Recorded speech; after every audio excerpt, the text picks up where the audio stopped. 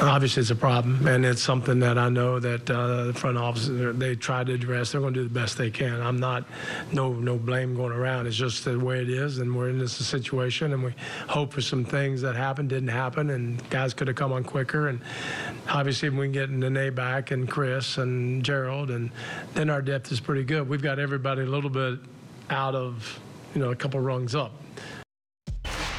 That was Rockets head coach Mike D'Antoni answering a question on the team's depth. Why was he asked that question? Well, the bench got outscored by 36 points last night. Just to give you a little example, we were talking about the top of the show about the Clippers' depth. Well, the Rockets bench is last in scoring at fewer than 26 points per game. That's less than half of what the Clippers, who are the top bench team, score on average. So, I mean, Brian, I know you talked to Daryl Morey. I was texting with him, too, the other day, and he said, just give us time. We're working on it. December 15th is when a lot of players get freed up and have the ability to be traded. But how do you fix this if you're him? Two things have happened. One, their owner just pulled back a little bit on spending. He was spending a lot of money. I mean, I'm not going to blame an owner for not going deeper into the tax, but that's what happened. Mm-hmm. They let a couple of key guys go. Second, they got 3 guys out right now. Nene hasn't played all year, which Nene gets hurt. Chris Paul has been injured a lot of the year, and Gerald Green is out. And Carmelo Anthony, who they were hoping was going to be a factor, is gone. So that's 4 guys who they don't have that they thought they were going to have. Then the guys that they did bring in, James Ennis, Michael Carter-Williams, Marquese Chris. Brandon Knight. None of those guys are stepping forward. Go back to what do you do now?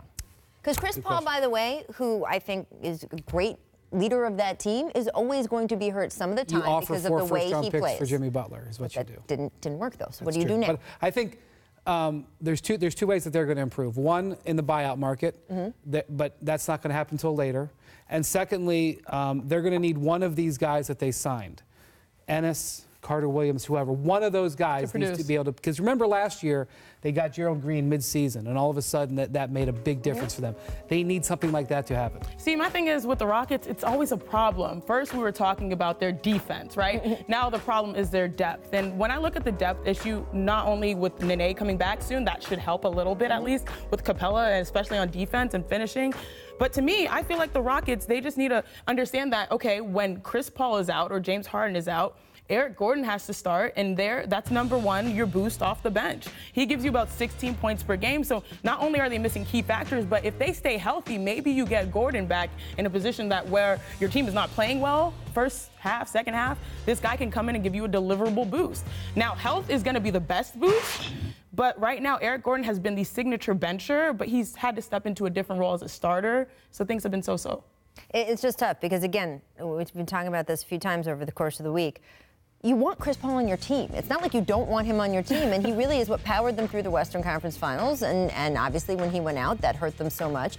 You just have to understand that at this point in his career, because he has pushed his body so hard for so long, he is going to miss gaps in your season, and you have to have a plan for when that happens. It can't just be like, well, Chris Paul is out. Chris Paul is going to be out sometimes. This is going to happen. It is interesting, though, isn't it, that the Clippers' depth is the best? A lot of them are former Rockets players that they traded for Chris Paul.